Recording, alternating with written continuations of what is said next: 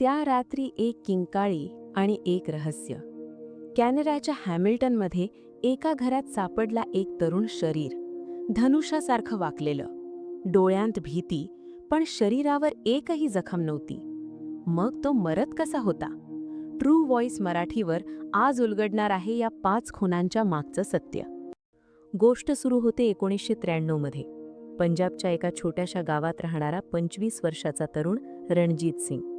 रणजीत पदवीधर होता, शिकलेला होता, पण तरीही नशिबाचं चक्र असं की त्याला नोकरीसाठी वणवण भटकावं लागत होतं. त्याच काळात रणजीतची भेट कॅनडावरून सुट्टीसाठी भारतात आलेल्या सुखविंदर सिंग ढिल्लूंशी झाली.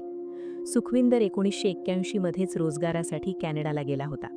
तो फारसा शिकलेला नव्हता, पण मोडकी-तोडकी इंग्रजी बोलून आणि परदेशात राहतो असा तोरा मिरवून त्याने आपला एक दरारा निर्माण केला होता. सुखविंदरने कॅनडातील हॅमिल्टन शहरात जुन्या गाड्यांच्या खरेदी विक्रीचा व्यवसाय जमवला होता. जेव्हा रणजीत सुखविंदरला भेटला तेव्हा त्याला सुखविंदरच्या डोळ्यात स्वतःचं उज्ज्वल भविष्य दिसलं. सुखविंदरने त्याला कॅनडाला येण्याचं स्वप्न दाखवलं आणि रणजीतनेही त्याच्यावर अंधविश्वास ठेवला. तो सुखविंदरला प्रेमाने चाचा म्हणजेच काका म्हणू लागला. 1993 मध्ये रणजीत आपली नवी नवरी लखविंदरला घेऊन कॅनडाला पोहोचला.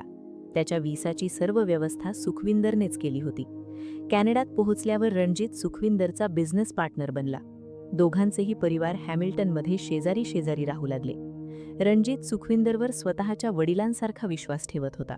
बिझनेस चांगला चालला होता, पण 1996 मध्ये सुखविंदरने एक असा प्रस्ताव मांडला ज्याने या कथेला एक भयानक वळण दिलं. सुखविंदर म्हणाला की उद्या जर आपल्या दोघांपैकी कोणाला काही झालं तर दुसऱ्या पार्टनरचं नुकसान होऊ नये म्हणून आपण प्रत्येकी $1,00,000चा जीवन विमा उतरवूया. रणजीतला हे पटलं, पण त्यात एक मेख होती. विम्याच्या पॉलिसीमध्ये असं लिहिलं होतं की जर मृत्यू अपघाती झाला तर विम्याची रक्कम दुप्पट म्हणजे $2,00,000 मिळेल. रणजीतला कल्पनाही नव्हती की त्याने स्वतःच्या मृत्यूच्या वॉरंटवर सही केलीय.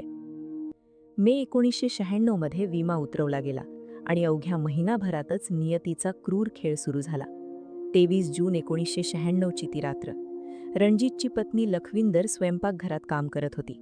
अचानक तिला डायनिंग रूममधून रणजीतच्या ओरडण्याचा आवाज आला. ती धावत तिथे पोहोचली आणि जे दृश्य तिने पाहिलं ते पाहून तिचे पाय लटलटू लागले. तिचा धडधाकट पती जमिनीवर पडला होता. त्याचं शरीर पूर्णपणे अकडलून गेलं होतं. वेदना इतक्या असह्य होता की त्याचं शरीर धनुष्यासारखं वाकलं होतं. लखविंदरने त्याला सावरण्याचा प्रयत्न केला, रुग्णवाहिका बोलावली, पण रुग्णालयात पोहोचण्यापूर्वीच रणजीतचा अत्यंत वेदनादायी अंत झाला. डॉक्टरांना वाटलं हा हृदयविकाराचा झटका असावा, कारण शरीरावर एकही जखम नव्हती. सुखविंदरनेही खूप दुःख झाल्याचं नाटक केलं, पण त्याच्या मनात आनंदाच्या उकळ्या फुटत होत्या, कारण आता त्याला विम्याचे $2,00,000 मिळणार होते. विमा कंपनीला हा मृत्यू संशयास्पद वाटला. तपासासाठी क्लिफ एलियट नावाचा इन्व्हेस्टिगेटर सुखविंदरच्या घरी पोहोचला. तिथे बसलेल्या असताना क्लिफची नजर भिंतीवरच्या एका फोटोवर गेली. तो फोटो पाहून क्लिफच्या स्मृती जाग्या झाल्या. त्याला आठवलं की बरोबर 1.5 वर्षापूर्वी तो अशाच एका विम्याच्या क्लेमसाठी दुसऱ्या घरी गेला होता. तिथेही हाच फोटो होता. धक्कादायक खुलासा असा होता की 3 फेब्रुवारी 1995 रोजी सुखविंदरची पहिली पत्नी परवेश कौरचाही अशाच प्रकारे रहस्यमय मृत्यू झाला होता आणि तेव्हाही सुखविंदरला विम्याचे आणि कर्जाचे मिळून लाखो डॉलर्स मिळाले होते.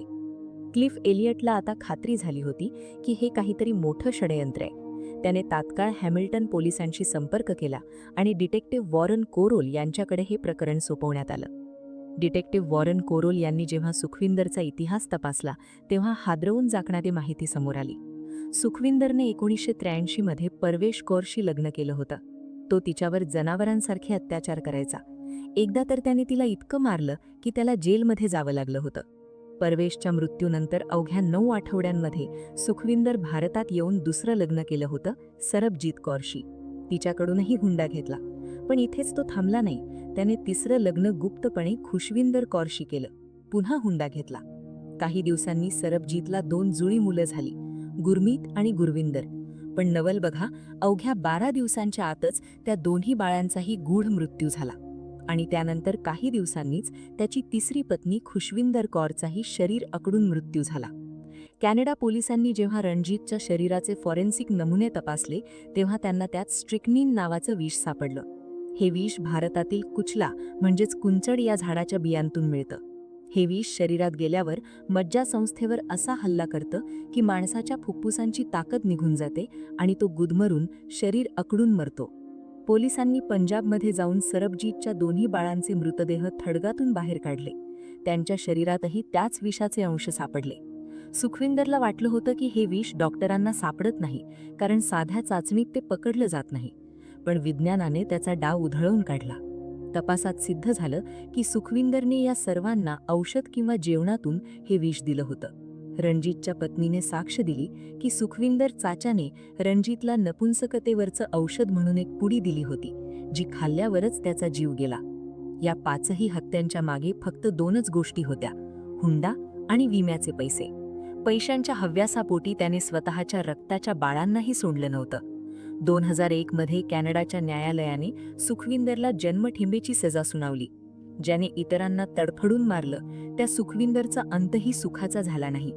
21 नोव्हेंबर 2013 रोजी वयाच्या 54व्या वर्षी कर्करोगामुळे तुरुंगातच त्याचा मृत्यू झाला. विश्वास ठेवण्याआधी 2दा विचार करा, कारण कधी-कधी जवळची माणसंही धोकादायक ठरू शकतात. तुमचं मत कमेंटमध्ये सांगा आणि ट्रू व्हॉइस मराठीला लाईक, सबस्क्राईब करा.